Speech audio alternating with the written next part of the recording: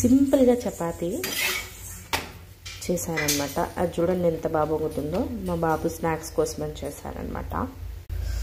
మంచిగా పొంగాలి. పొంగితే ఏంటంటే లేయర్స్గా తినడానికి బాగుంటుంది.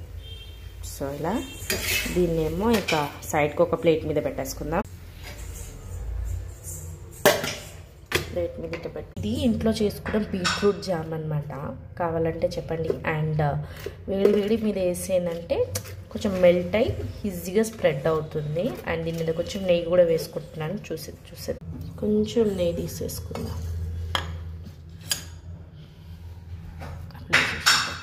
నెయ్యి కూడా అయితే పిల్లలు బాగా తింటారు అనమాట. మంచిగా ఫోల్డ్ చేసేద్దాం. మంచిగా ఫోల్డ్ చేసి 2 పీస్ చేసేద్దాం దీన్ని. 2 పీస్ అయితే చేసేసుకున్నాను. స్నాక్స్లో పెట్టేస్తాం. Snacks box ready. దాంతోపాటు 2 డేట్స్ వేసాను అండ్ ఒక 3-4 పిస్తా వేసాను అనమాట.